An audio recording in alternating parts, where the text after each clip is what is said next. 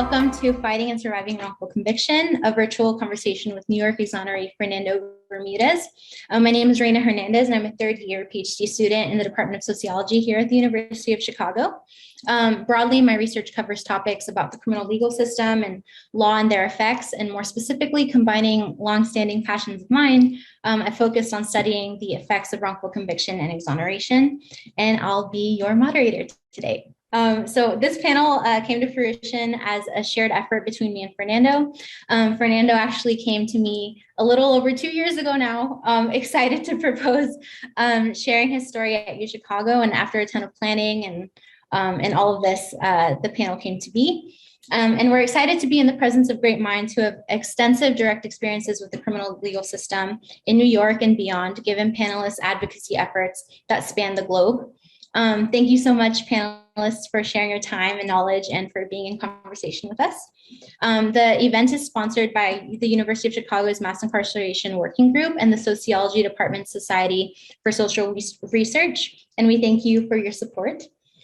We hope the audience feels encouraged to ask questions and bring in their own curiosity and knowledge as we engage in conversation about wrongful convictions, exoneration, and the criminal legal system more broadly.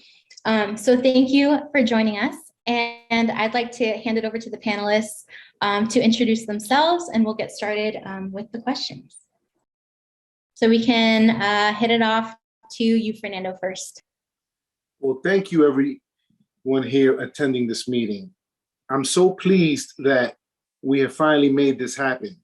You know, I'm honored to be with this distinguished panel here who really care about the wrongful conviction and the effects of society, and in conveying the experiences that we have from this tragedy, a tragedy which has resulted in over 3,033 wrongful convictions since wrongful convictions began becoming documented in 1989. But there are so many other wrongful convictions that have not been documented, which just add to what is documented to be nearly over 30,000 lost years of innocent people since the documentations began.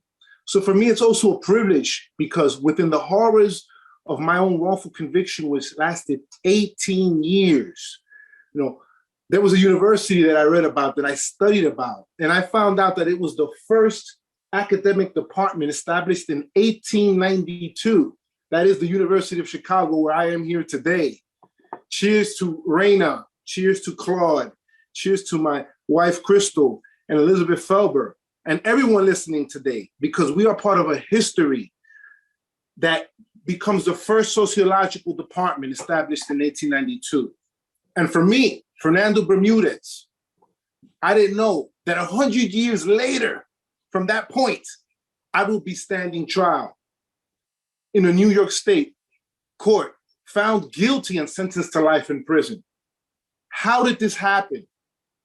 Why did it take so long to reverse such a grave wrong that still affects me and my wife today and has ripple effects that we never even imagined? And I can tell you that from the perspective of standing in my 20s in that courtroom in 1992, being sentenced with a gavel hammer by Justice John Bradley, oblivious that it would take me on a journey that I didn't think I could even survive, were it not also for the love and the faith and the hope that the people that are with us today gave me, you know. So this story resonates in so many ways, and I'm pleased to be able to share my story as an exoneree and my experiences connected, and how a year before 1992, when I stood in that trial, how did this happen?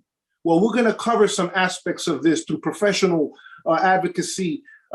Elizabeth Felber, attorney from the Legal Aid Society, because hear this, the judge who would eventually help free me, Justice John Cataldo, originated from the Legal Aid Society. He had a beginning of understanding what social justice meant at a point when mass incarceration for me in 1991 was not even a known term.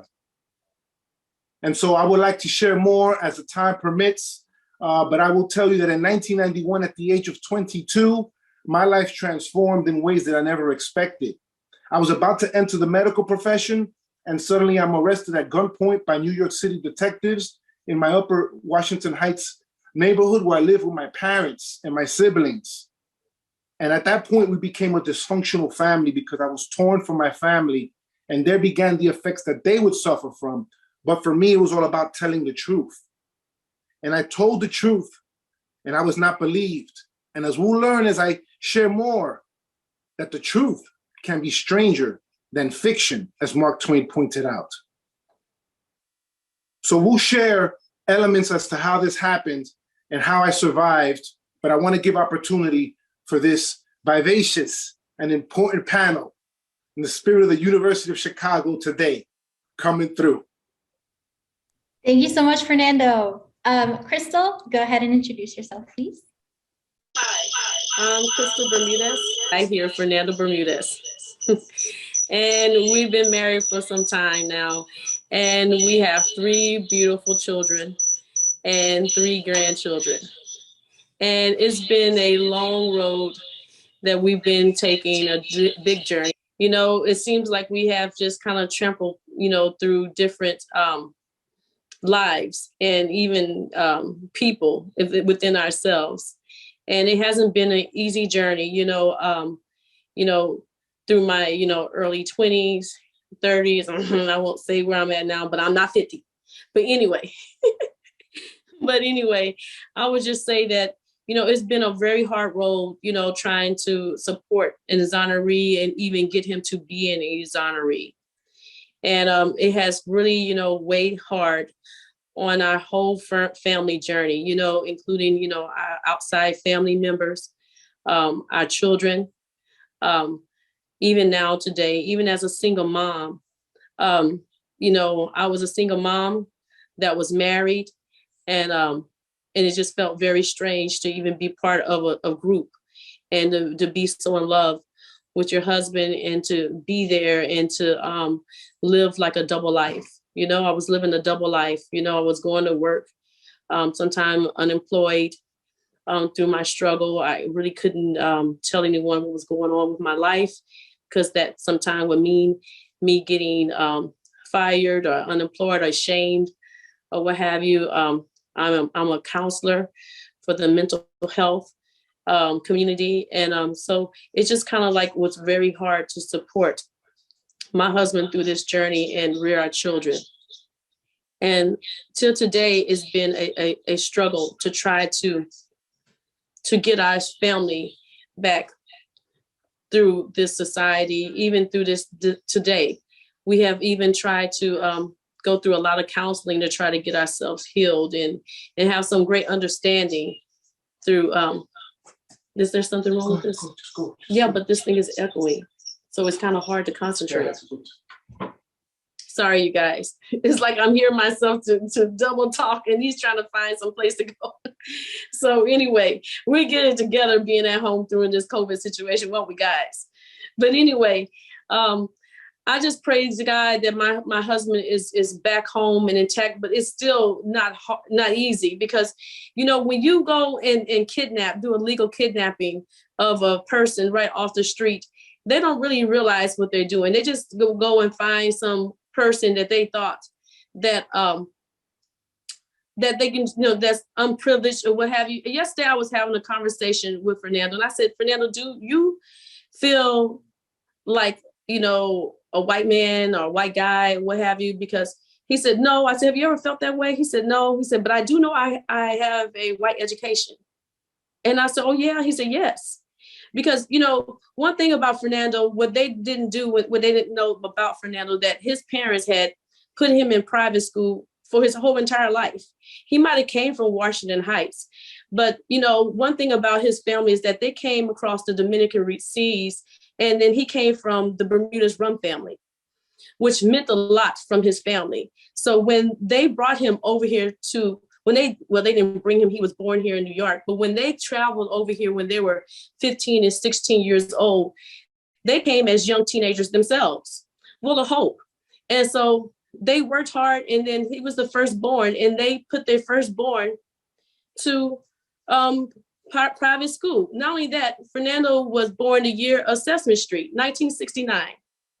So he was the first baby that was set right in front of Sesame Street. So he learned how to speak English perfectly, from Sesame Street. So she was really proud that, her child didn't sound like, like he, was born from a Latino home, that he was able to speak English while she was off in there, tending to her other children. And she had 5 children following behind him, after him. And so, whenever he decided, he did run into some issues, just like what they now legalized, marijuana. So this was the thing during the 60s and the 70s, as you know. And so now what do you have here? Now they decide to legalize it years later now. But back then, he's just a normal teenager. So now they go and interrupt his life and they throw him off in prison. And he was on to becoming a doctor. So now what we have now is Fernando, years later, struggling through trying to process everything as an adult at home with us today. It has been a struggle. It's been a struggle also with trying to rear my children, to try to explain, because, Fernando didn't lost all his 20 years through his 20s, through his 30s. And so it's like we now live with a guy that believes sometimes days he's 20 and he's a older man now, but he's young and vibrant, but he's lost so much. And so sometimes the kids even come to me and say, Mommy, why is Daddy acting like he's 20 years old? I'm like, he's not acting. He doesn't know no better, And so it's been a real struggle. And to deal with even my in-laws, living in the community, feeling like they were alone, they didn't even have a community that can go to, they can trust or what have you. There was no counseling. Even today, we're trying to even seek counseling for them because they don't even know how to blame. Just like Melissa, originally I was born in California, but I came from Oklahoma. I was, raised part in Oklahoma. So I kind of can relate to Melissa being a young person and also my family being in Texas. I have a lot of experiences and understanding about what really happened to Melissa. I have like 100 nieces and nephews. Telling the truth, I'm the 7th kid. So I have a lot of nieces and nephews that I can relate to a lot about what happened to Melissa. And to me, what's going on here is how society views, other people of color and people who they think is misfits of the world. And they don't really know where they're coming from. And even the parenting, not knowing how to communicate well for their children and advocate well for their children, and even the spouses and the children themselves, that, it's really hard when even the person comes out that they still don't know how to, advocate for themselves. Even now today, my husband, he speaks, but I'm still having to advocate for him, the children. And then I'm seen sometimes as a bossy woman or what have you, because of, he sometimes doesn't still have his voice, because it's hard for him to explain, because he went from mom's house straight to the penitentiary and then now trying to explain his way out, but doesn't understand what's going on in this world. So I can tell you that, our middle child she's a political science major. She's also into journalism and art. And she's running several clubs. Today, she's actually in a Latina pageant. And I'm sorry, I'm going to miss it because she got in it right after we have already planned this venue, but she felt like this was still empowering, issue, and, give us the blessing to continue to go on, that she's going to use her power to try to even go to Washington, D.C., but she's in counseling because there's things that she still don't understand about herself, about what's happening. She's having trouble trying to fit into different situations. My son, he's homeschooled because he went to school in this neighborhood. They Googled us. They didn't understand why we were here. They didn't understand if my husband was a football player, a basketball player. What is he doing in this neighborhood? Then my son was in the elementary school, so they called to the school to let the school know, hey, you have a killer living in your neighborhood and after school. And I'm like, my son is only 10 years old. Why are you guys saying this? So now we homeschool him. And so, I feel kind of bad because he's not with other peers. Our oldest daughter or what have you, she's very shy about what's happening, but she wants to save the world different ways. She's a nurse, esthetician, and everything. So it's just, it's been really hard on our family and our dynamic. Since the COVID, we end up kind of sheltering in a little differently than anyone else and everyone else, simply because that we know how to shelter in. We're kind of used to it. But, it's gotten hard now on us that we had to like take outside counseling too, because now it's like we're missing everybody. And for him, he started feeling more like he's in prison again. So those thoughts and feelings come in and out. And as us, it's really hard. How do we support him and us when it's just not enough help out there available out there to really help us? Not enough counseling out there, not enough people with experience to help anyone coming out here, and no programs out here to help anyone. And so that's what my position is going to be in the future, to try to establish, hope and help. Our home is even designed for people who wants to come here and get help. We've designed every just place for a sanctuary to make people, when they come here, that we can make ourselves available for counseling and help, even if we don't even have it all figured out and not perfect. So, that's been our position, since then and before then. And even as myself trying to support him through the years, it was very hard, going in and off of having his babies, the system, losing my job, trying to, when people find out what happened to me or what have you, it's just so much judgment, not enough understanding, and, looking at me as if I was a bad person. Here recently, I think my daughter was even questioned about, why would your mom even, talk to someone in prison like that? Like, why? Like, she's like, well, my dad was innocent, to make her question her being, was not nice for how it made her feel, So this is where we're at. And as a family, it's a lot more going on, and, and a lot more to tell, but, we're here for everyone to help them get through the process. Thank you so much, Crystal. Claude, go ahead, and then we'll go with Elizabeth, and we'll kick it off with our first set of topics. Oh, thank you. Journalists are a lot about questions. And from the beginning with Fernando, my big question was, how did this happen? It was very clear to me, really very soon, that he had done nothing. He hadn't been at the scene. He didn't know anybody. And they knew who did it, and it had been identified. And I kept asking, how can this happen? And today, Fernando, I can't tell you, and Crystal, I'm so happy that today the question is, how can we make this happen more often in terms of exoneration? I think that's a really important question, and there are people who are here. And, the answer is it should not have been as difficult. I mean, it is a victory, but it took, like Fernando said, and it was a price on his family and Crystal, it took 18 years.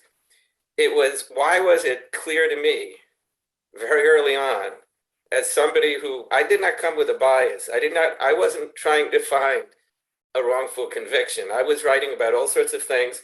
I went to the police department, it was called DCPI, every week, and I looked at all the cases. And then one day, there are a lot of coincidences. In Fernando's case, there were coincidences, but there were good ones. Like Fernando, our offices were on 14th Street. And Fernando's family had been posting on telephone poles at the time, anyone with information to, about this, contact. And I'm a very disorganized person. Fernando may or may not know that probably. I'm a very disorganized person, but the benefit is I know I'm a disorganized person. And so they had little tabs, and normally you're supposed to pull a tab. And I really thought this is too important to pull a tab, because if I pull that tab, I'm going to lose it before I get to the door, and I probably won't do anything. So I tore down the whole flyer from the telephone pole. And I can only tell you, I felt so guilty when I tore that down, because I thought, what if someone else would see it? And I'm very happy in a way that I was able to make a difference. And so a key thing that I believe out of this is I don't say there are bad people or good people, but I do believe that if you think you're good, you have to do good. And I think too many people feel good and believe right and so forth, but they then don't go out and do anything. And it's very easy, like Fernando's situation went on for a long time. It is very easy to give up or to not do anything. And I think it's very important to anyone out there that whoever you are, people really genuinely can make a difference, but you have to do whatever you can. And I'll finish in a second. Like Fernando, Fernando is a very good writer. Fernando would send me his writing, and when I visited, he would give me his writing, and I remember showing it to people, and they thought that I wrote it, and I would say, no, that's Fernando. And he also wrote letters. I have all sorts of letters here, and things like that. So Fernando used writing, from the beginning. Words were the way that he reached out to the rest of the world. And I think that there's also the belief that words, they're just words, but words can be actions. Fernando did it. And in the end, it was words that, that freed him. Judge it uttered some words. The judge declared Fernando innocent. That doesn't even exist. Think about it. We have a criminal justice system where the word innocent does not exist. You're declared guilty or not guilty. You are never declared innocent. And I was thrilled. I was working at a paper. They let me take the day off, which was very nice. I went to the hearing, and I heard the judge say, he's not guilty. He's innocent. And I just think we need to get to that much quicker. And it's not just Fernando's cause. It should really be everyone's cause. We all lose. So I'm happy you organized this. It is a movement, and people have to work together, each as I can. Last thing, I called former Mayor Dinkins while this was going on. He had a radio show, and I thought, well, he's a good guy. And, I covered him, and I called him, not on the radio show. And I thought he has a lot of connections, and he can help. And I remember, I think I told this to Fernando, and I said, what can I do? What can we do? And he said, try harder. That's it. He didn't get specific. He didn't tell me to get other people. It was on me. He said, stop trying to find someone else who will solve it to me. He just said, try harder. And that's the best advice anyone's ever given me. And that's it. Thanks. Love it. Thank you so much. Elizabeth, go ahead. All right. Thank you, Reina. Well, thank you, Fernando, for suggesting to have me on the panel. I appreciate it. I don't know if you remember, but the first time I met Fernando was at an Innocence convention. The Innocence Conference had it. It was in Portland, Oregon. And actually in big groups, I'm kind of shy. And he came right up to me and introduced himself. And I so appreciated that. So, your outgoing personality and your efforts, they reach far and wide, and that's great. And, I see a lot of patterns in Fernando's horrifying tale, we'll talk about a lot of them, but from the beginning, he never stopped saying he was innocent. He had a lot of support. And as Claude and everyone else has mentioned here, it still took 18 years that it shouldn't have taken. And he had investigators tell the prosecutors right away that they were looking for the wrong, that there was actually this other person named Lou Munoz, might probably mispronounce that there, but it's a lot of bias that goes into it. I mean, I'm going to be speaking about bias more, but when Fernando was talking about, I actually thought you were from Inwood, but Washington Heights, Inwood, right? Yeah. Inwood. Inwood. Those who know, I guess Washington Heights is more well known across the country because of Lin-Manuel Miranda, right? So here he was, an aspiring doctor from Inwood, but to these police officers, he was, a teenager of color who had been arrested for the most serious crime of all, possession of marijuana, which in itself is a bias because there was a statistic I read once that actually white people smoke marijuana or however edibles more than people of color, but people of color before it was legalized, it's not completely legal, were arrested far more often. And that's what happened to Fernando. And that's how his photograph got in this book. So I'm going to be talking about that along with other aspects of Fernando's case that you see all too often.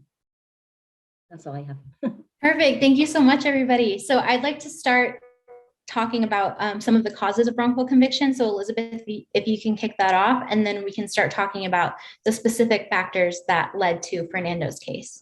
Okay, would you like me to share my, or do you want to share it, Raina? Sure, I can share it.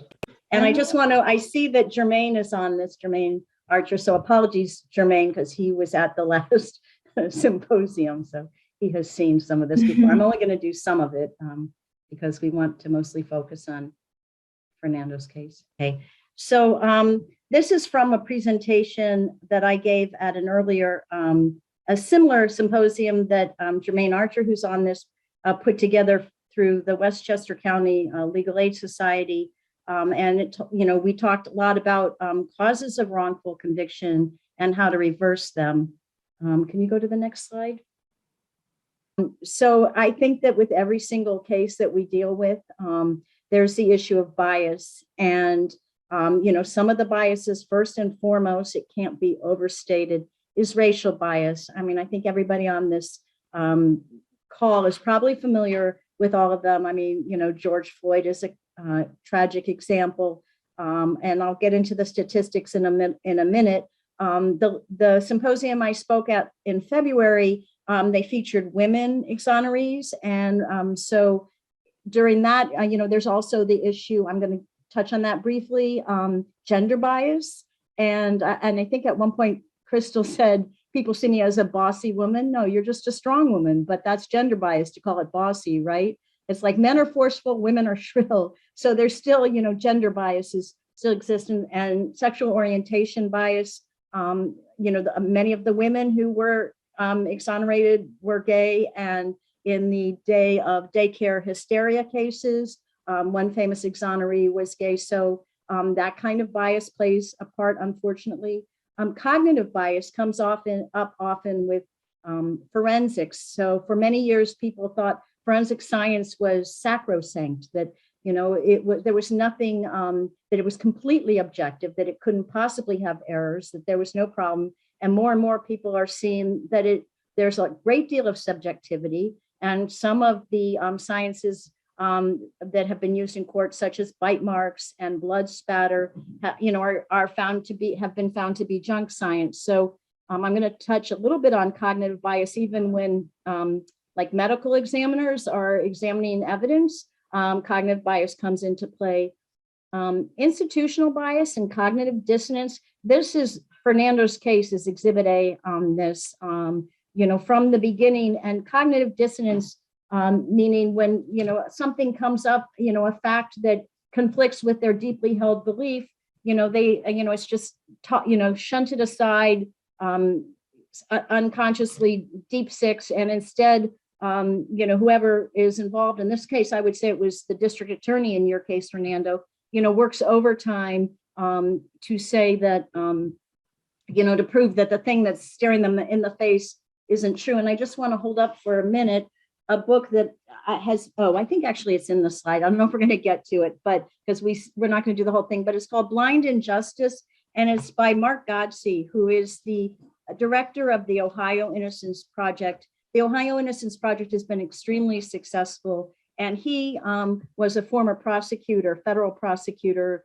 which in the world of prosecution is like the creme de la creme. This was the Southern District of New York. So he started as a federal prosecutor, and he became, it's his journey, how he became an innocence attorney. And he goes into great detail about the different kinds of biases, but that was very much in play in Fernando's case, as was tunnel vision. And we see tunnel vision in a lot of cases where they fixate on one person and they don't want to know about evidence that, doesn't fit squarely into their vision. So those are the different kinds of biases that, come into play, just some of them. Raina, could you do the next slide? Okay, so there's this wonderful resource. You may know about it already, but if you don't, I encourage everyone to look at it. It's the National Registry of Exonerations. I think Fernando may have referenced it when he said there's over 3,000 exonerees now. And actually, when I did this, or an earlier PowerPoint, it was 2,900 and some number back in the winter. It's now like 3,078 today. So the good news is more and more people are getting exonerated. But in this, there's a wealth of information, and this talks about race and wrongful convictions. And as you can see, African Americans make up only 13% of the population, but they are 47% of the exonerees. In murder cases, I don't know if you can see it so well here, Black people are 7 times more likely to be wrongfully convicted of murder than white people, 3.5 times more likely to be wrongfully convicted of sexual assault. And the last one referenced that case in Harris County, Texas, where this corrupt detective convicted a huge number of African Americans who turned out to be innocent, even though, and the number was grossly disproportionate to the number of African Americans in that county. Can you go to the next slide?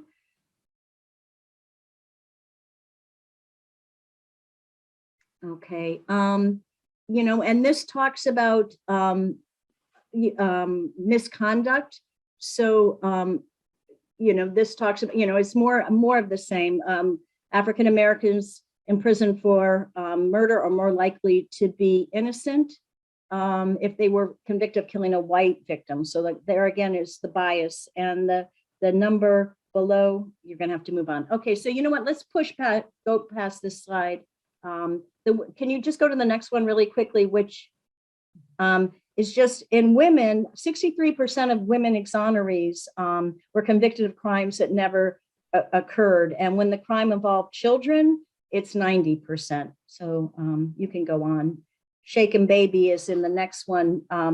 That's a syndrome that turns out to be widely discredited. And most times it was the cause of death was more of an accident or something that happened, when they were born. And then you can skip the next slide. It's go down to that one. Yes. Okay. And this is the registry. As you can see, when I did it, it was 2,991. And I included this slide because it shows causes of wrongful conviction. You can see perjury is the greatest cause, followed by official misconduct, which would be law enforcement. Mistaken ID follows, then false confessions. No, I'm sorry, I can't even read this, but forensics is the next, faulty forensics is the green, and then false confessions, which until, not that long ago, people didn't even think existed. And just, if you could show the last slide, and then we can close this. No, I'm sorry, the one that was just after that, the Venn diagram, yes. I just include this to show that usually it's not just one cause of wrongful conviction, that many things happen in the same case. And that's what happened in Fernando's. There was perjured testimony, there was withheld Brady material, there was official misconduct, there was mistaken ID. So each case is usually a mixture of things. Okay, thank you, Raina. Okay, thank you so much, Elizabeth. And Fernando, I'd like to have that to lead into talking about some of the causes of your wrongful conviction, which were perjury or false accusation and official misconduct. And that whole story, like I said to you before we started, blows my mind. So if you can talk a little bit about that and how your story started and spurred your wrongful conviction. Absolutely. Thank you, Raina. And thank you, everyone, for the overview. I'm glad that my wife touched upon some of the deleterious effects of wrongful convictions that really continue harming families in the post-exoneration experience. And Elizabeth, with your points about factors that contribute. And of course, Claude, were it not for you, a town crier like yourself in 1991, because when we talk about journalism, and that's why I like it that my daughter is involved in journalism, it's so important to tell that story, to get those facts out there for people to see and support you. Because as I was in the other room due to technical difficulties, you saw that big cassette tape. Well, if we can rewind that tape to 1991, it all began with one of the leading causes of wrongful convictions, and that was mistaken eyewitness identification. I think Shakespeare said, as the eyes have it, in so many words. But the thing is, under wrongful conviction circumstances where the nightclub and the shooting occurred, these elements were conducive to a misidentification.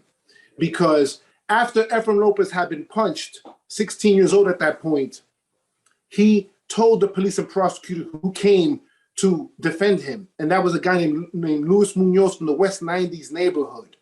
But the cops didn't know any of this until later on. And prior to that, when they arrested me, I'm in the precinct telling them I'm not this person. I'm a graffiti writer. I go back to the 1982 with breakdancing and Herbie Hancock music, and of course, spray painting on trains, you know, where my commercial art experience would evolve eventually. But in 1991, I'm misidentified. And one of the reasons it began was because as soon as the shooting happened, the teenagers were all arrested after being beaten. They were hungry, they were tired, in a melee that ensued, a Donnybrook, if you will, after the shooting of Raymond Blount near the NYU University. And so this was a shocking experience for me to tell my story frontwards, backwards, 10 hours in the police precinct in Lower Manhattan. And I'm not believed, nor do I know that the teenage witnesses would share my picture. Why? Because again, as mentioned, I had been arrested for marijuana. A year before, I never knew that that picture, disheveled as I looked, and even, well, like a criminal, you know, because those mugshots never make anyone look good. But for me, that selection of my mugshot would change my life. A young lady selected my picture, illegally shared it with the other teenage witnesses. And I didn't know that at that point, the fix was in, if you will. I'm forced to sit in a lineup to hide my height and weight difference, which is where things start getting even worse. Because I'm 6'2", 220, and the suspect is already described on record as 5'10", 165 pounds. So I'm told to sit down to hide my height and weight difference. The illegal identification procedure, that picture was then showed to the teenage witnesses, and they all just picked me out from the lineup. I refused to confess after 10 hours in a police precinct, and I'm sent to Rikers Island, where my situation starts getting really ugly and I'm forced to survive. At that point, I believe in the American criminal justice system, and I stand trial. I take the stand. 3 friends of the deceased come forward and take the stand. And it doesn't matter because the illegal identification procedure was made worse because the teenage witnesses, and here's where prosecutorial misconduct comes in beyond the illegal identification procedures. It came in because the prosecutor knew and should have known that he was relying upon perjured testimony, because all the key leads that they were given were to investigate the West 90s. They did not. They had what Elizabeth pointed out as the tunnel vision. And that just led them just to me, just to focus on me. And from that point on, they showed my picture to the star witness who would falsely identify me on purpose, even though he knew who actually did it.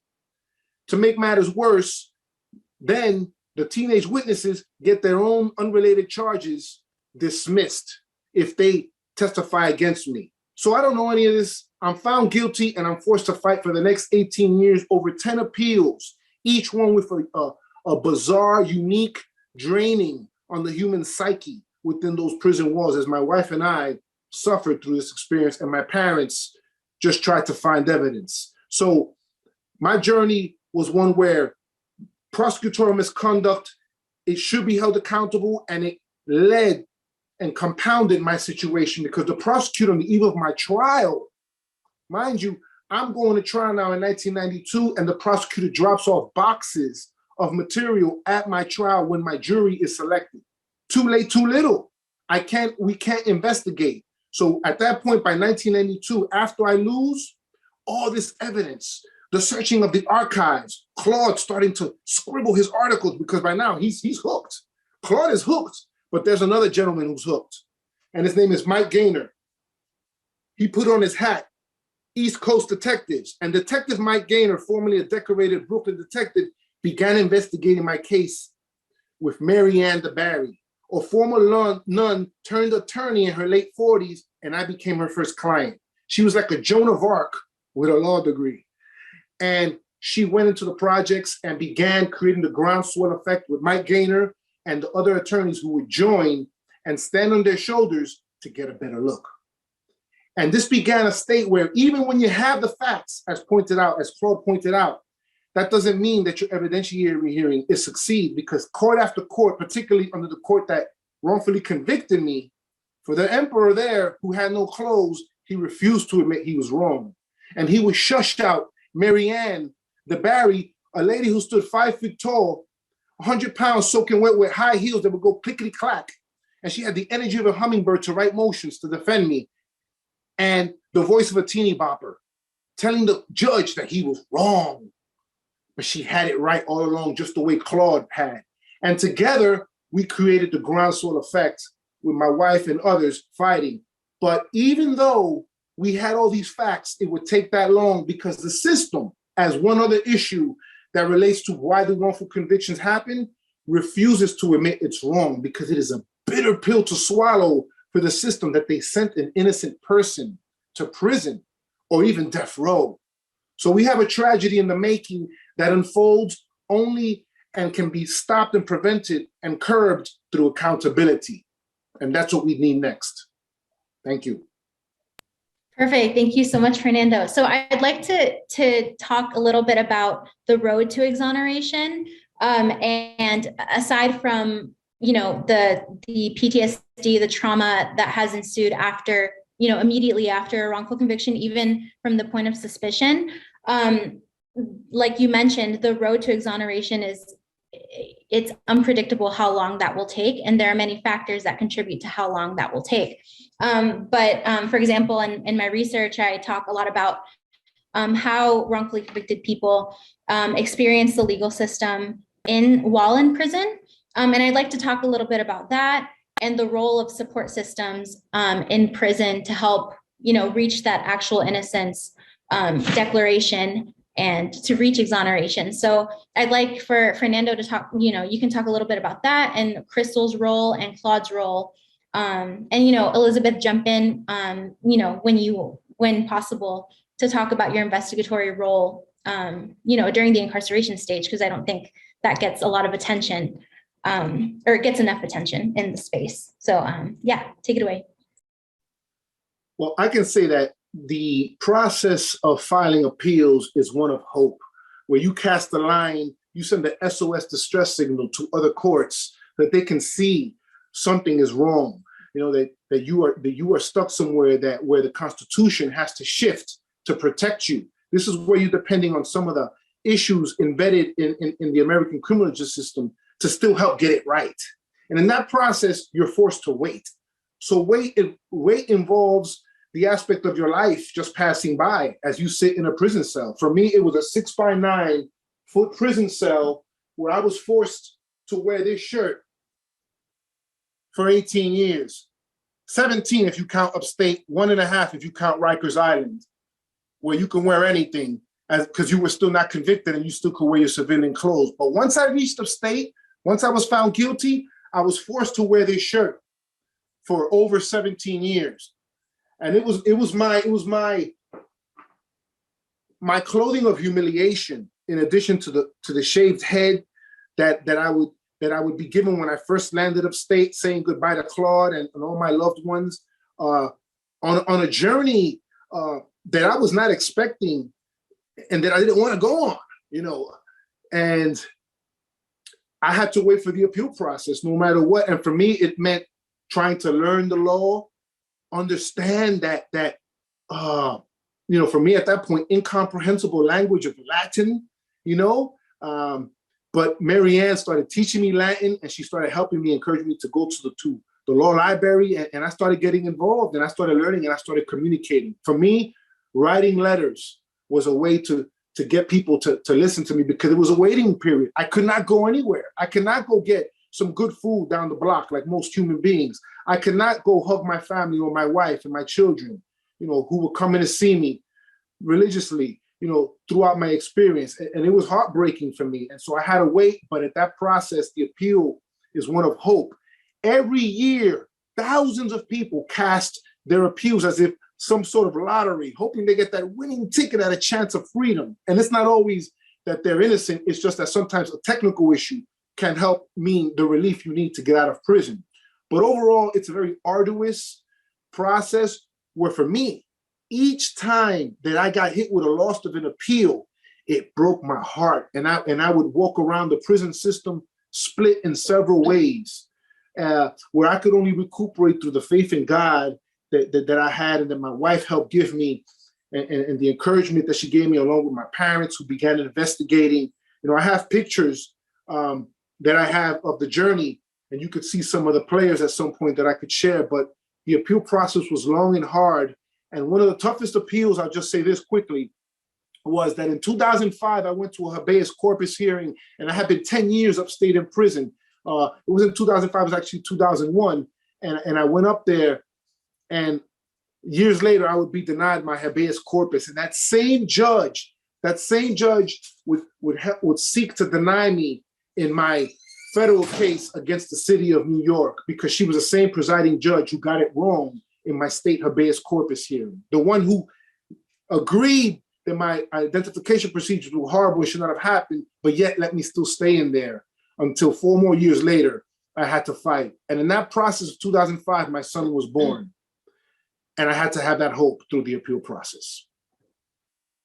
Yeah, and thank you so much, Fernando. And Crystal and Claude, if you guys can jump in with your role, you know, you played a huge support system role. And Elizabeth, I know that lawyers also play a huge central support system throughout the prison experience and even after, to where your legal responsibilities kind of extend beyond, you know, what your role is. So I guess, Crystal, if you could talk about how you, you know, your central support system role that you played for Fernando, and Claude, we can emphasize, you know, the writing of letters is central to, you know, to the being in prison and that process of getting recognition for your case, both for wrongfully convicted people and for wrongfully convicted people. So yeah, let's talk about that.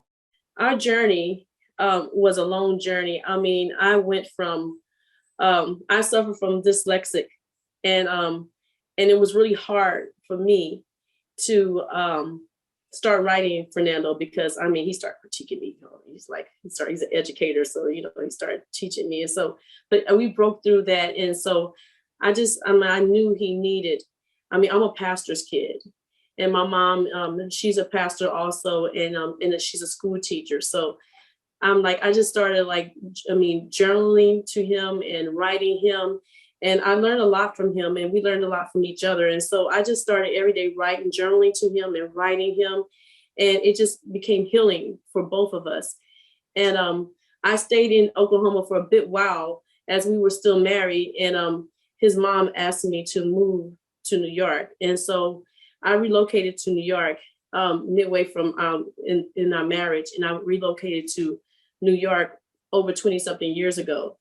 And in that journey, I lost everything, but that's okay, because he's home now, right?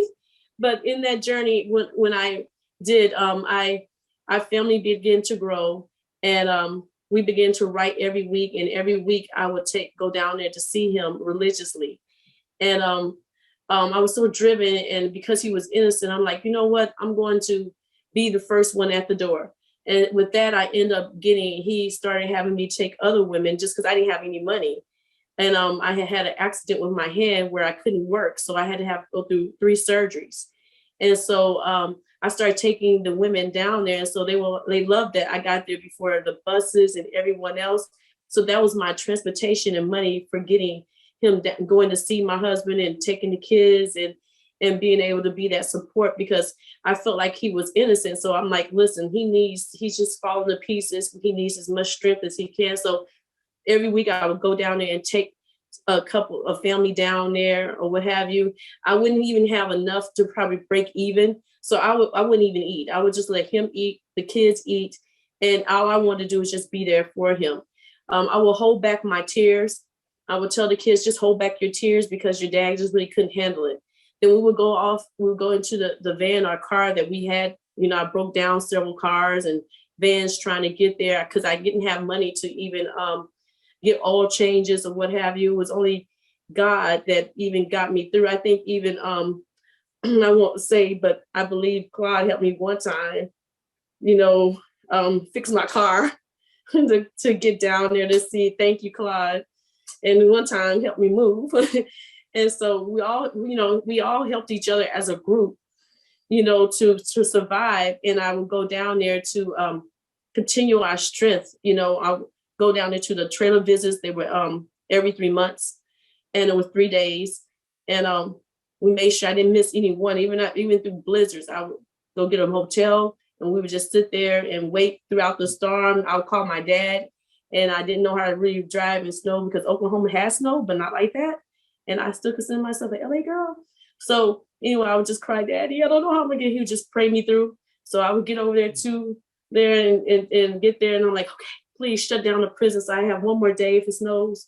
And so, that's how we survived and lived. And then I made really good friends. Like, I believe I see Michelle Archer here. I made good friends like her and her husband and what have you. There's just kind of Jermaine Archer. I just made friends like her who we encourage each other to get through these tough moments, to just encourage him and remain in contact with Claude and others. We just became family. And it was really hard. His parents was having such a hard time. I mean, I can say that it was really hard. I felt like an outsider. Really, I really didn't have the family that I really thought I moved into because they were in a lot of pain. So I had to leave New York and move to Connecticut. And it was just a lonely feeling. My mom, she soon got dementia and then passed away. But she would come from Oklahoma and stay with my dad, would permit her to stay for about a month or two, just so she can give me support or even help me deliver my babies. So, but we just kind of support. I can say that we had no arguments and really until he came home. I mean, no arguments at all. So it was just, I would say, I miss my trailers. It was the best time of our lives. Like, for me, I was just in love and what have you. They had my husband captured, and the kids, when we would go to our trailer visits, I would go back to my coworkers and say that, my husband was in the military. We went on some fantasy trip, but it was just so hard talking like that because, what do you say to people when you're in love with somebody and nobody wants to hear your truth or what have you? When we would go on a trailer visit, we would cook, sing, dance, just draw.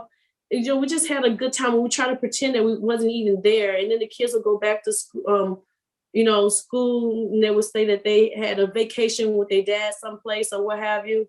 They really didn't realize they were at a prison compound either.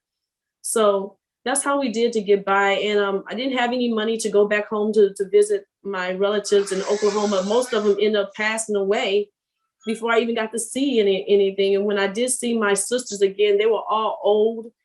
And my nephews and them, they were all old again. This is taking a lot out of our whole family, to live such a strained and stressful life and, what have you. But I can tell that I really miss Claude. I miss our little groups that we had. I miss our family groups and what have you, but it's been a long, hard ride, an hour drive to 2 hour drive down there to see him each and every week. And the phone calls, I just want to add one more thing. They used to rip us off to even talk to them. I mean, a lot of us women used to, get our phone, you lose our housing and everything just because the phone bills were so high for 30 minutes. Thank you, Crystal. Yeah, I think it's so important to highlight the effects that, extend, like you said, ripple effects that extend from not only the person directly affected by the wrongful conviction or by prison time, but also to the family, even, extending to the lawyers, to the journalists, to anyone involved in these cases, because I know it takes a village to reinvestigate or to provide a support system for people, and especially also when they become freed people. Love that. And Claude, if you could talk a little bit about your role in, helping Fernando investigate his case and kind of bring attention to his case, free him, and the role, like you mentioned, the role of the media in bringing attention to these criminal justice issues. Okay, thanks. Well, first of all, let me tell you, I said that it was clear to me that Fernando didn't do it. And the question is, well, why was it clear to me and not clear to the prosecutors, to the police? And I would tell you it's because there was something so obvious, they had to make a huge effort to ignore it. The main witness, that's the first thing. So I was completely convinced early on. I mean, this was not like 50-50. This was just clear to me. The main witness, there's stranger on stranger identification, which means two people don't know each other, and that's wrong. But then there's also when people know each other, that's difficult to get wrong. You can lie, but they arrested a guy, and Fernando, he identified the shooter. So the guy told the police and the prosecutors who did it. The problem was in that world, like my kid, I just saw my kid, they don't call anybody by their name. Everybody has nicknames. In this case, whatever. They identified the shooter by the name Wolu. And there is nobody in the phone book called Wolu. And so they identified and they gave Wolu's address. So the first thing was, the only one who knew for sure who did it had identified the shooter by name, and he had given an address. The police, the prosecutors then removed that section of the tape. I don't know if it was the name and the address, but they removed the section of that tape that they gave to Fernando's lawyers, so they could not identify the address. They couldn't find who Wolu was, and they went into court and they said Fernando's Wolu. And I think Fernando, I can't imagine what it was like for Fernando, because he's not Wolu. And they kept saying Wolu did it, and they were right. But this guy was not Wolu. Wul means crack. Lu is for Luis Munoz. And so they had identified who did it. Mike Gaynor found Luis Munoz in Georgia. He had run away. He was working in a restaurant. He had a criminal record. And it was just, they were told who did it. So that's how I knew he did it. And like Fernando and like my wife who's here, I lost a lot of sleep because it was so obvious that Fernando didn't do it. I lost sleep, and that's one reason that I didn't walk away was, first, I didn't want to walk away from Fernando and his family. People make so many mistakes. As a journalist, you see mistakes. I make mistakes in every article, and we correct them in 5 seconds. In his family, they all called me Sonny because my last name is Sonic, and so they just called me Sonny. So there was even misidentification of me going on every day. But the question was, and then I got to meet, and talk with Crystal and the parents and the whole family. But anyway, the question was, I was at a small paper, and there were 2 cases at the time. There was Fernando's case, and there were some other kids, also minorities, who had been arrested for murders. They were the first and second homicides of the same police officer. It's the same cop. And the other family, and it was families in both cases. I'll tell you, family was important. In both cases, the family says you got the wrong people. And it was the same cop, first and second homicide. And by the way, the other case, Luis Kevin Rojas, he would eventually be exonerated. And so would Fernando. It was the 6th precinct. It's Greenwich Village, the same cop. They all got it wrong. And so it was very important for me to be convinced, because it's very easy to convince yourself you're wrong. And when I saw the other case got overturned, then I was even more convinced Fernando. But again, I was in a small paper. Here, this is the article. It's kind of upset, but it was a small paper. And so we could write about it, but that wouldn't make a difference. So we wrote about it. But there were other things. There was this book by Scott Christensen, and Fernando was on the cover, and Scott was so convinced. Scott was like a real crusader. He did everything for free. He devoted his life to helping all sorts of people. I remember the first time I met him, he drove down from upstate. It's amazing his car even made it to New York City. It was the junkiest car. And Scott was like a very smart guy. He put Fernando on the cover. And so what we started doing is we bought up on Amazon, so all of the copies of the book, and we started sending them out. The problem was most of them didn't have a cover. And this was Fernando's picture. The cover was just the cover of a book. So then we went to Staples and this is not a real cover. We copied the cover, and so we put the cover, because the photo, people weren't going to read the book, but they were going to see the photo. And so we put that there. And we sent the book around with the copies we made at Staples. We put together a press kit. We had, quotes, just to make it simple. We had all of that, and so forth. Then we got media involved. Court TV, where I was working there, we got a press release from Court TV. There was a new head of Court TV. I can't remember what it was. And I knew that Court TV had a show about wrongful convictions. And I went up to the editor, who was at that time a very ethical and hard-driven guy. And I said, look, can I interview the guy from Court TV? I understand that it doesn't make sense for our paper. It was a very long thing. It really didn't make sense. And I said, but look, I want to ask the guy, he's got a show on wrongful convictions. I want to try to get him to take this case, and this way I can talk with him. And he said, sure, we'll make it work. And I interviewed him. His name was Henry Schlief, I think. And at the end of it, I said, I love your show about wrongful convictions. And then he said, that's my favorite show. And I thought, that's good. And then I said, I know a case that I think would be perfect. And he said, yeah, tell me about it. And I told him about Fernando. And he said, we'll do it. And that was, it took 30 seconds. The guy said, and they then reinvestigated the case. And they ran an hour-long period, and my wife saw it. And to see, they were interviewing the people, the witnesses who said Fernando didn't do it. And they concluded, it looks like he didn't do it, but so forth. And then Mark Wishengrad made a video of different TV coverage and so forth. And Fernando, meanwhile, is writing letters to everyone from Senator Patrick Moynihan to McCloskey, constantly writing letters, and some of them were responding. He's sending me all sorts of information, and he would put it as, I don't know if you can read it, but it says legal mail, because I wasn't technically part of his team, but I really was kind of it, and that meant that they wouldn't open it up.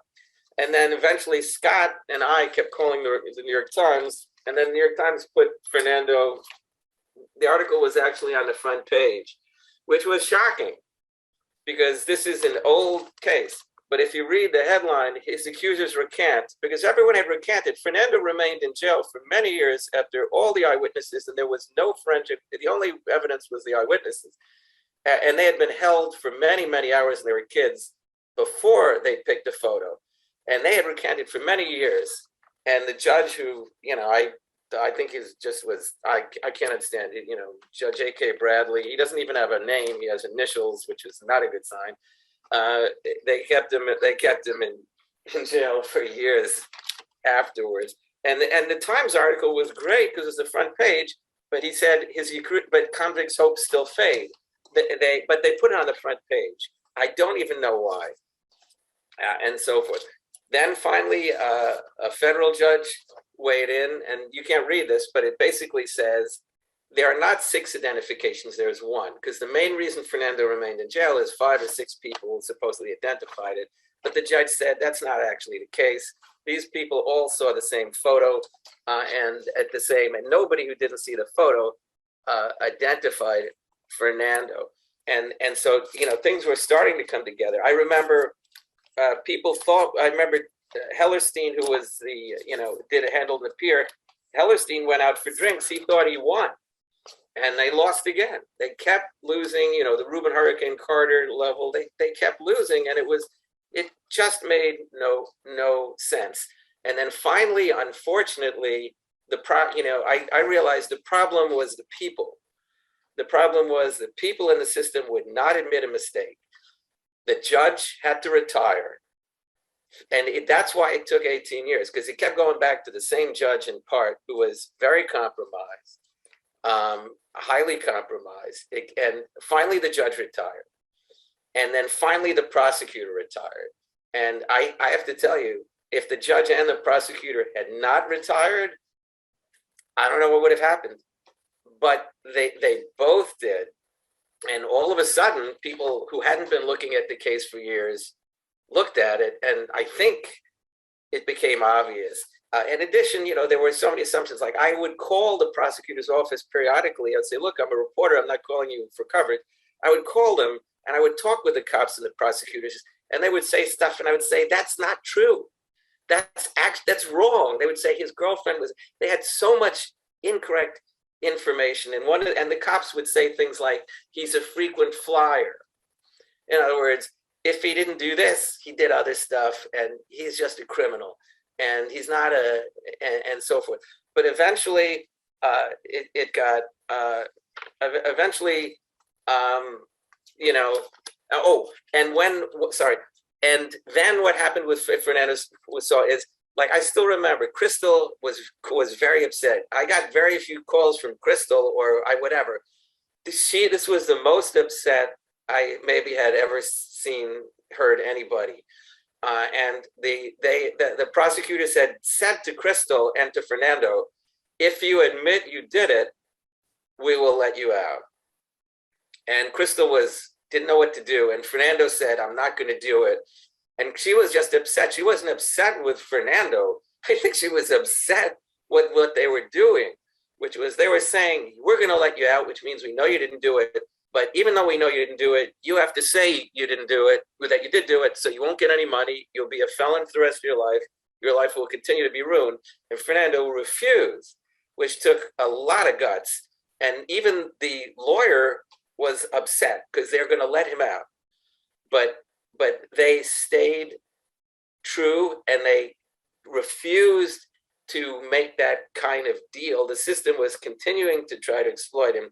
And what was happening was the prosecutor was trying to prolong the case, because the prosecutor by now realized that it looked like Fernando was starting to win. And the prosecutor kept prolonging the case because the judge wanted to retire.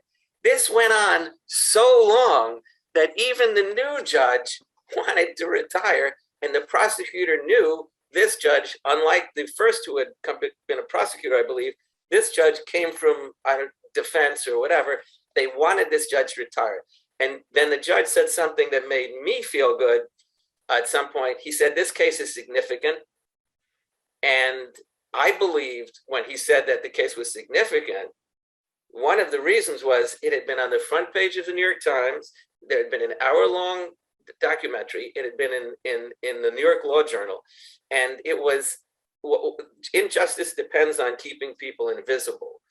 And when people are put in a prison, there's no sidewalk from the parking lot from the families to visit them. There isn't even a sidewalk. People would have to, and when you visit them, you see all these people, and it's like Crystal was saying, the families have to even keep it secret because they are discriminated against.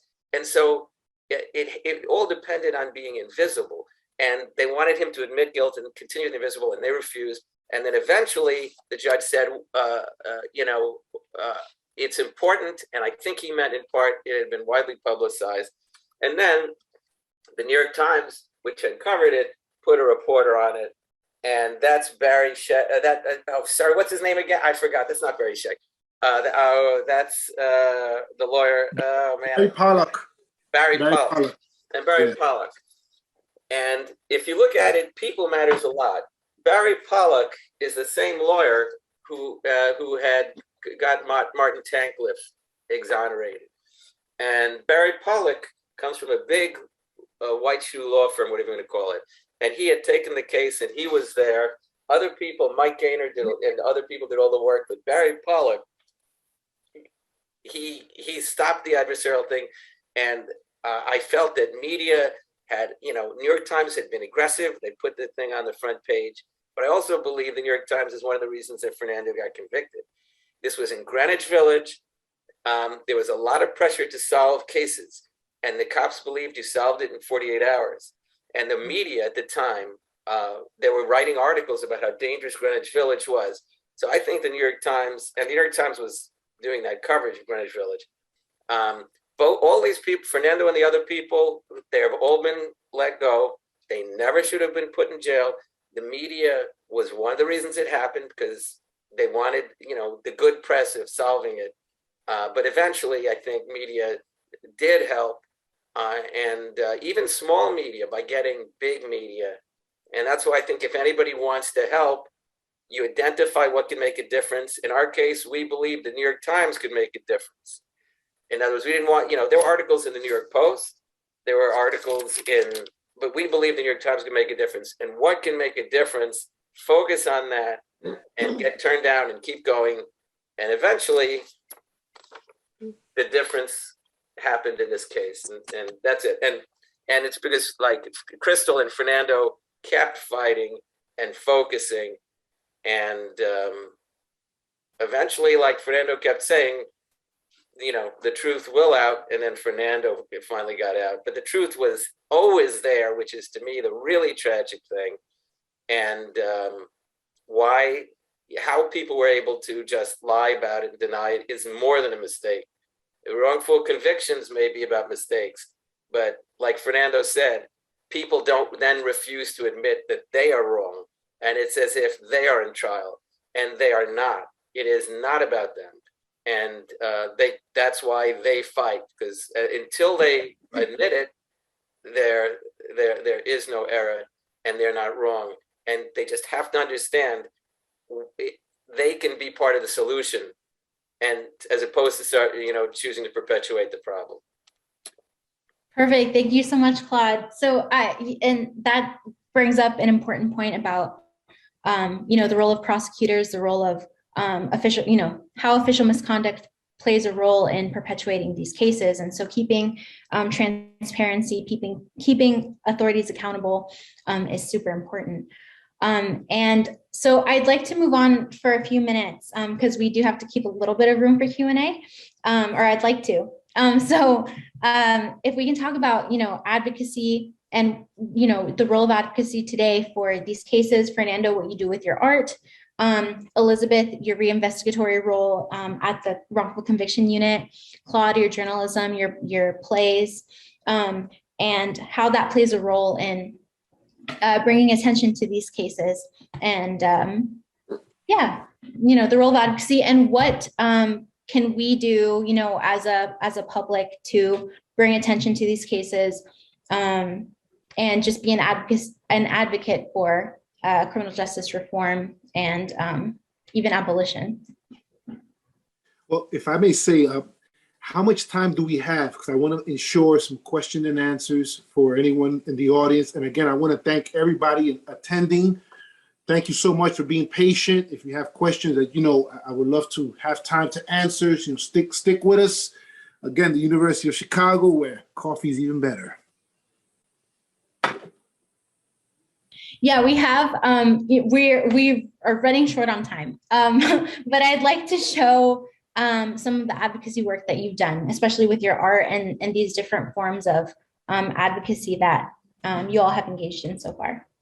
Well, I'll say this briefly, that during the COVID, there came a time when we were, the world was being quarantined and we were forced to stay home a lot. And I had the privilege of sort of coming out almost like a semi-retirement of some of my criminal justice work. I had settled in North Carolina, this being the 7th year that we moved to North Carolina. And it's a blessing because Mary Ann DeBarry, once she passed, it's almost like she blessed us to move, because in that same vein of her passing, we heard that we got the offer, and our offer was accepted to move here with this house, this beautiful house we have.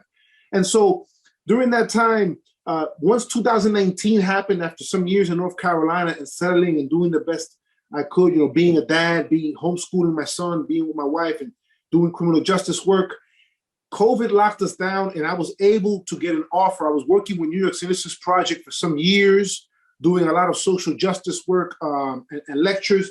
And then suddenly I get a job offer from a group called Represent Justice, representjustice.org, who Raina knows. And for 2 years, I worked with them, eventually earning an Art for Justice 2020 fellowship.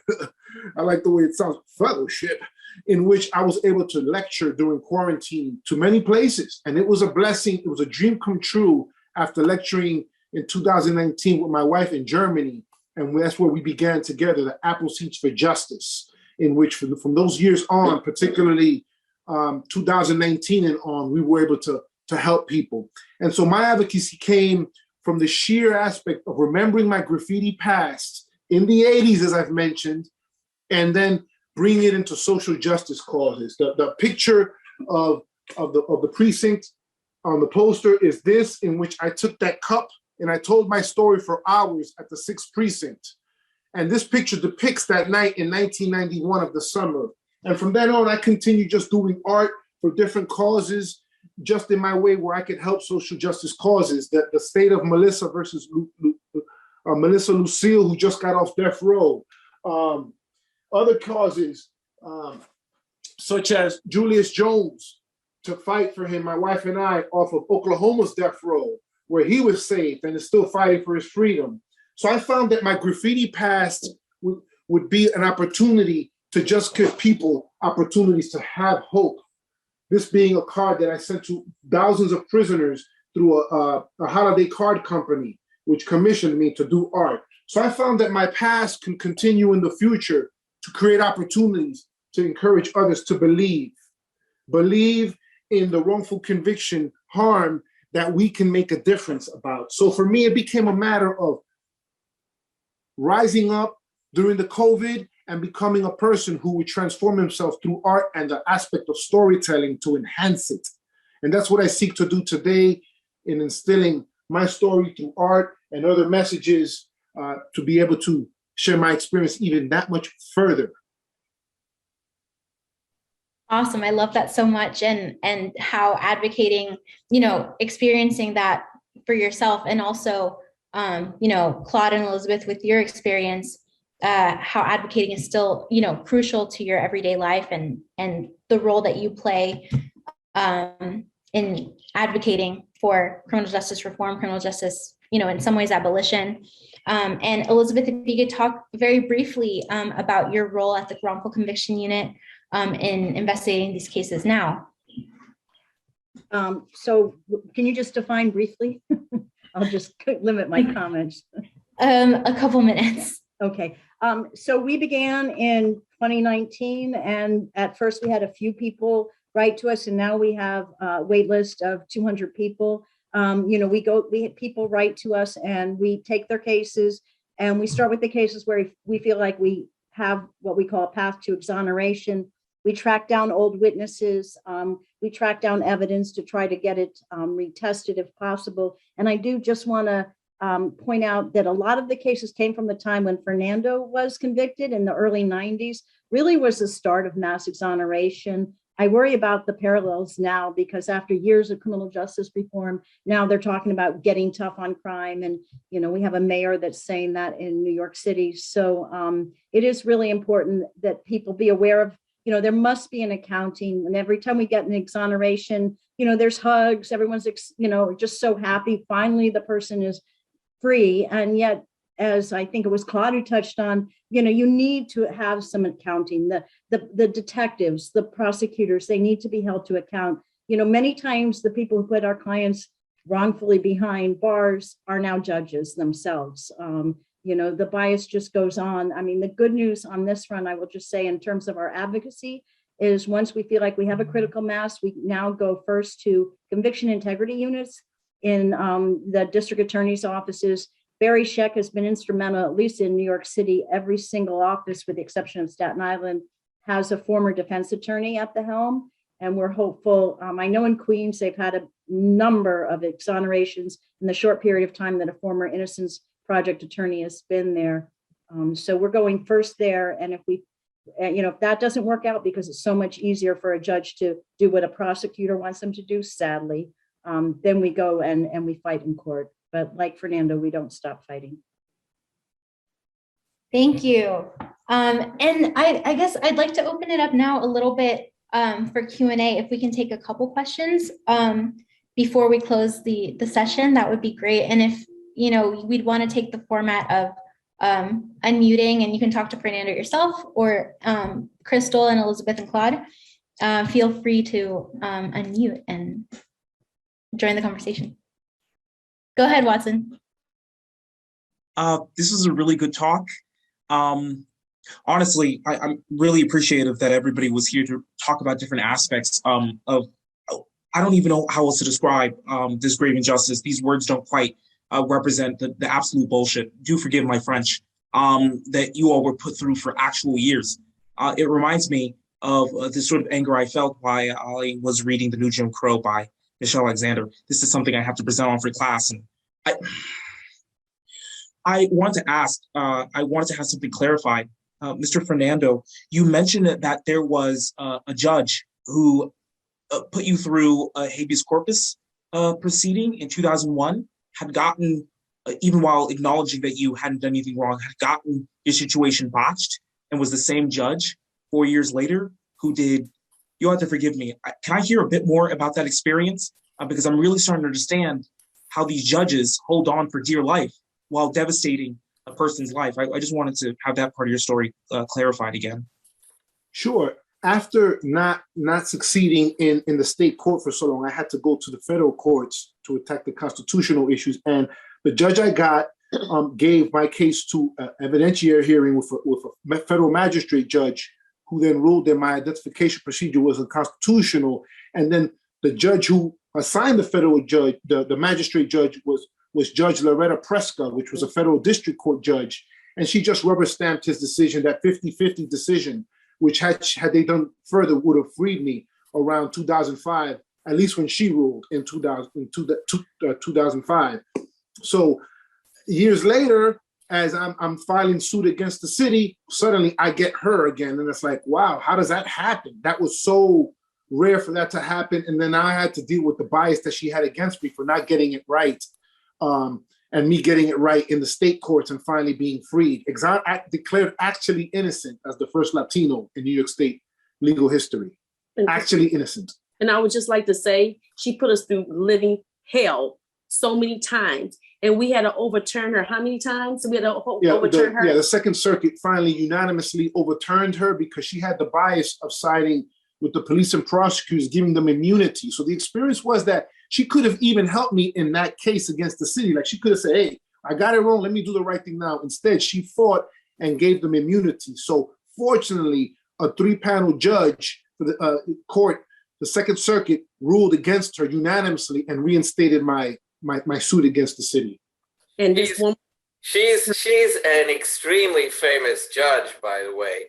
And she did not, the case was, I don't understand how this happened, right, Fernando? The case was assigned to her, and she was so busy that instead the case went to someone named Kevin Nathaniel Fox, who was a magistrate judge. So it was her case, but she never listened to it. And here for Watson, this is what this guy decided.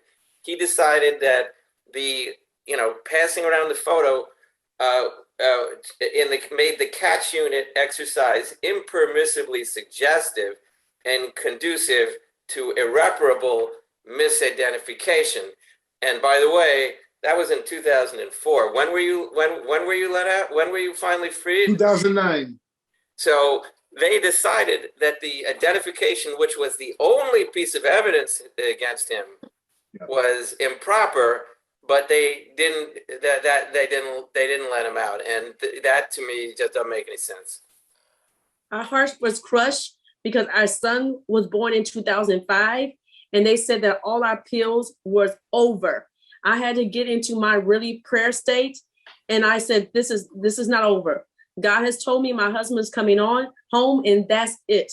We had to wait 3.5 more years for my son for him to come home. My son was about to turn 4 when he came home. Okay, we had to overturn her, and that was a miracle. I want to make it clear, it was a miracle that he got that 11th appeal because of what she did. And then when he did get his compensation, it was on like a week before Trump was walking into office, and they told him, you better take it, because her husband is going around with Trump shirts on at his parties, and they already are after you, dude. Because she decided she didn't even want to meet with him, and that she brought in a person to negotiate with him or whatever, because she said she didn't want to see him. And real brief, I'll just say real brief that happened. She didn't want to see me in the negotiations, so she sent another magistrate just to talk to me. And I'll tell you, I was so sick because I had a food poisoning, and I had to get on the plane, and I was throwing up the whole night. And I made it finally to the courtroom. I was laying down in between the benches, and even though they were pressuring me to resolve this, I went in the chambers and I personally spoke to the magistrate judge myself, and I told her my story. When my lawyers couldn't speak anymore, I spoke, and she called the city herself. And let's just say she did something extra for me because of that. Even though he still didn't get what he needed, that particular magistrate judge said, listen, I don't think she really cared for that woman. She was upset. Yeah, she saw what was going on. Yeah. There were these people who had the same job for a long time. Morgenthau was considered the most powerful man in New York City. He had been the DA for decades, and these people wouldn't admit the mistakes. Let me just one quick thing about a mistake that was made after Fernando got freed. The verdict was that you were innocent. I remember going online, and there was a main news organization that said, the headline said something like "Killer Released," and it was like, oh my God, now he's going to come out and do the internet. You're going to see, he's going to have to deal with that when people Google him, because this was like the AP or something. And but Fernando, I think I told this, Fernando, I immediately called them and I said, no, not Killer Release. He's not a killer. That's the whole point of the decision. And they fixed it. But that kind of thing, that even when it's released, the things in people's heads, it said Killer Release. And that if that stuff's floating around the internet, what a mess. The point is, an innocent man was released. That's amazing. Yeah. And that shows both like all different kinds of elements that play a role in both before and after wrongful conviction, with like pressure of, you know, political pressure, the role of the media, and yeah, all of those factors that can either perpetuate stigma or, you know, go the other way and hopefully mitigate it. And, you know, that's the same for, you know, unfortunately having to worry about the stigmas of prison time and the criminal label, not just for wrongfully convicted people, but also for anyone who's experienced the criminal justice system, even those not convicted, held in jail, and all of these, you know, different people who have been affected. But yeah, thank you everybody so much. We've run out of time. Unfortunately, there's so many things that we could have talked about and everything, but yeah, thank you everybody for joining us, and I really appreciate everyone coming. Fernando, Crystal, Claude, and Elizabeth, thank you for an amazing conversation, and I look forward to keeping in touch.